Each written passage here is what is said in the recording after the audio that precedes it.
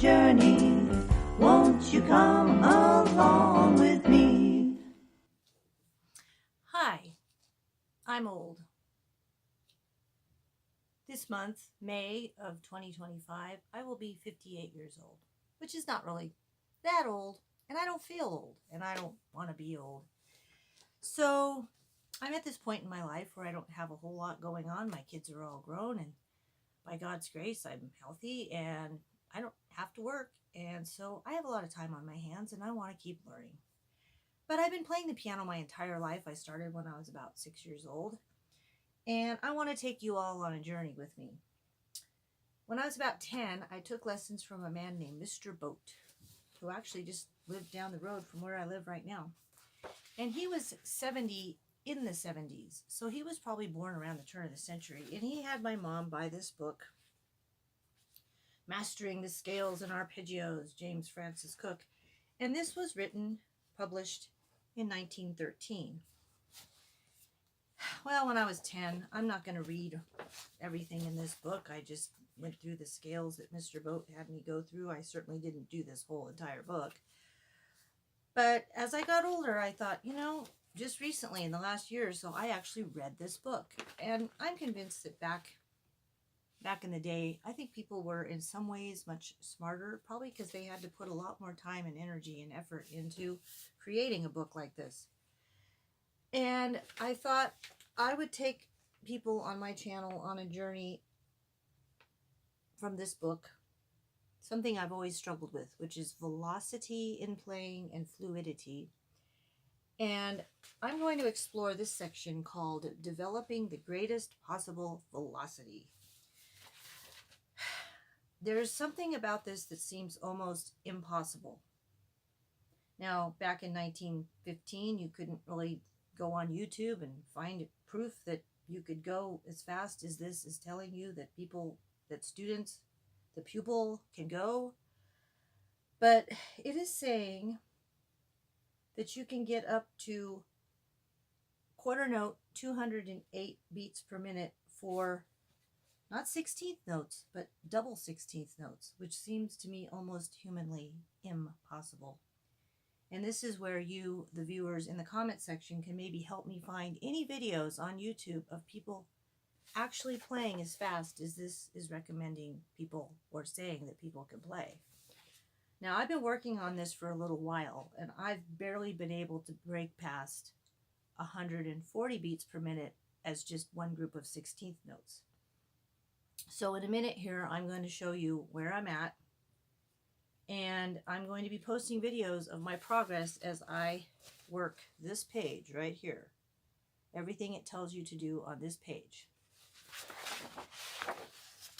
Yes, this book is very old. I've used it a lot. It is falling apart. But let's see how this is done. Okay, let me show you this page. I'm going to zoom in on it. See if my camera can focus in where it's clear, and if you want to pause on this page and zoom in yourself and take a look at it, feel free to take a screenshot of it. I'm not sure if this book is even still available to purchase. I would need to look that up. But you just notice the detail that's put into this and just the text at the top. Read that. Look at the vocabulary. Look at the explanations. It's quite amazing. It's the kind of thing that we don't read today. We don't have the attention span for, I think. So, speaking of attention spans, and I know when I watch videos, I don't like to hear a lot of chatter. I'd like people to just cut to the chase. Let me cut to the chase and show you what this is all about. They have you play a D-flat scale, and they have you do it in sections, in short spurted sections. So it starts off on D-flat, ends on E-flat, ends on F, ends on G-flat, then it turns around. This is the hard part. Then you come back down the same way, stopping on each, what they call a pure note. So every time you stop, that's a pure note. Stop on F, stop on G-flat, turn around, stop on G-flat, stop on F, stop on E-flat. Okay, so now and they explain that a D flat scale is a nice comfy scale because your thumb just ends up on the white keys. You don't want to do this on a C scale because you're just all on the white keys.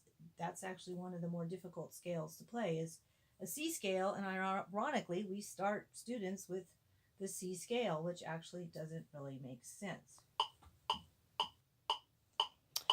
So I just got this old school metronome going again, so let's use that because definitely we'll be able to hear it. I have it set to 120, which is, if you divide that in half, that would be 60, which is where they ironically have you start. So I'm just at this starting spot. Here's what 120 sounds like.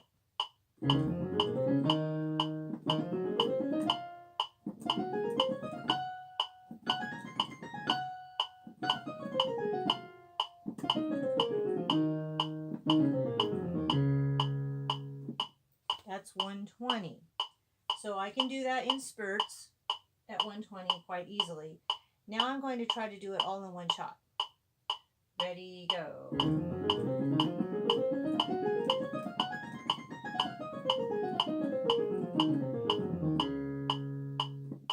And what I notice there is I'm not at all struggling. My brain isn't grinding away. I'm able to do 120 quite easily. Okay, so the purpose of this video is to show you where I'm at right now with this tempo. First going in spurts and then going all the way up and down in one shot. This metronome gives me the option of 138, and I think this is where I pretty much bottom out. Let's see. If I get my head, dabba dabba dabba dabba da. Okay, here I go. Ready, go.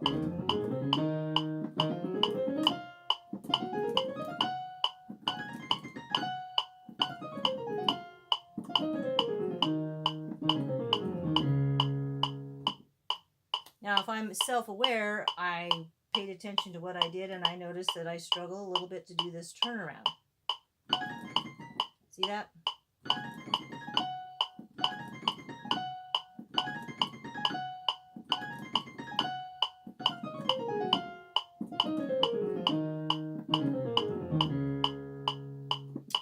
And those of us teachers know that there's ways to practice where you can do things in different rhythms like this.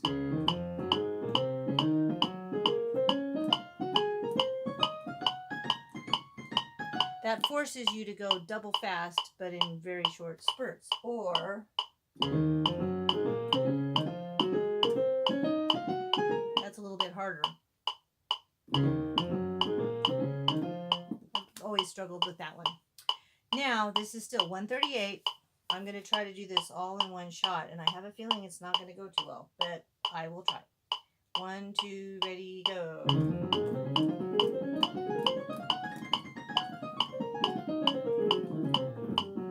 Nope, that didn't work so well. So I'm being honest with myself and realizing 120 is quite comfy, and I can do that, and I just proved it. And as I get up to 138, which is close to 140, I start to struggle. What I don't understand about this method book, and I'm asking people to maybe give me some feedback, it starts at 60, which is the 120 I did. They're saying that in the beginning phase, you should be able to get up to 132, which is 260. That doesn't even exist on this metronome.